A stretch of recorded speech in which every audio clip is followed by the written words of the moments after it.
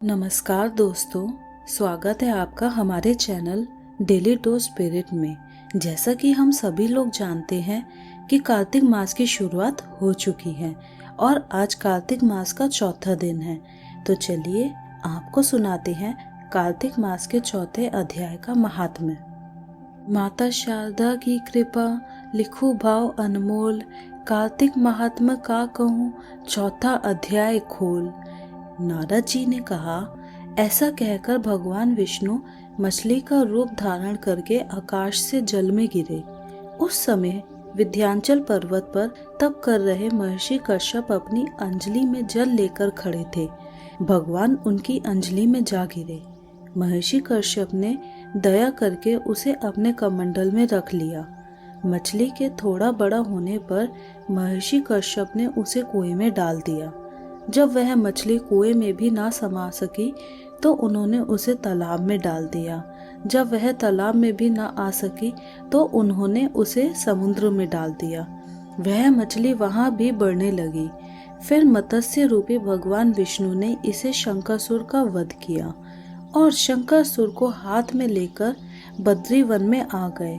वहां उन्होंने संपूर्ण ऋषियों को बुलाकर इस प्रकार आदेश दिया, मुनीश्वरों, तुम जल के भीतर बिखरे हुए वेद मंत्रों की खोज करो और जितनी जल्दी हो सके उन्हें सागर के जल से बाहर निकाल आओ। तब तक मैं देवताओं के साथ प्रयाग में टहलता हूँ। तब उन तपोबल संपन्न महर्षियों ने यज्ञ और बीजों सहित संपूर्ण वेद मंत्रों का उद्धार किया।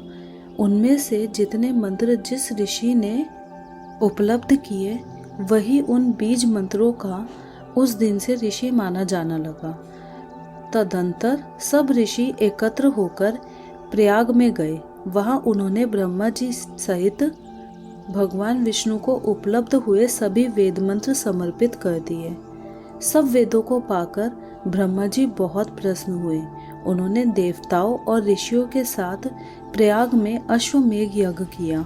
यज्ञ समाप्त होने पर सब देवताओं ने भगवान से निवेदन किया, देवाधिदेव जगन्नाथ, इस स्थान पर ब्रह्मा जी ने खोए हुए वेदों का पुनः प्राप्त किया है और हमने भी यहाँ आपके प्रसाद से यज्ञ भाग पाए हैं। अंततः यह स्थान पृथ्वी पर सबसे श्रेष्ठ, पुण्य की वृद्धि करने वाला एवं भोग तथा मोक्ष प्रदान करने वाला हो।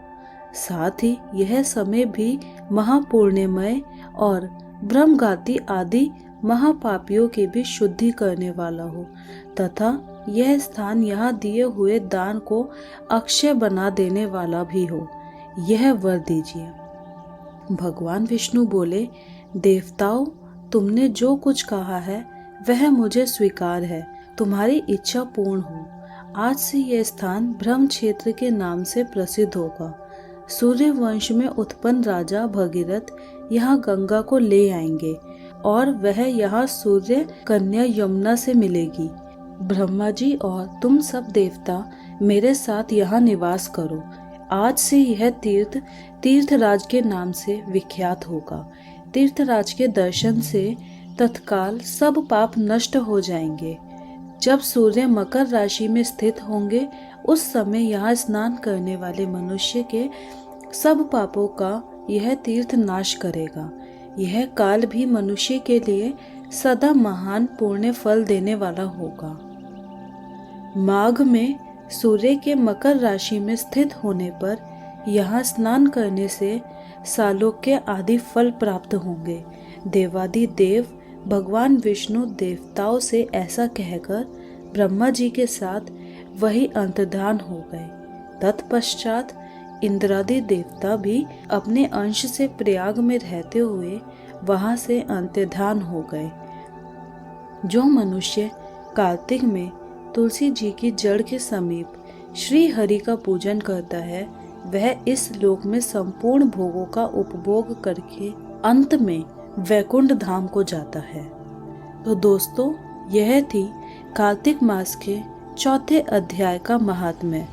अगर आपको ये वीडियो अच्छा लगा हो तो इस वीडियो को लाइक करके चैनल को सब्सक्राइब करना ना भूलें। जय माता दी।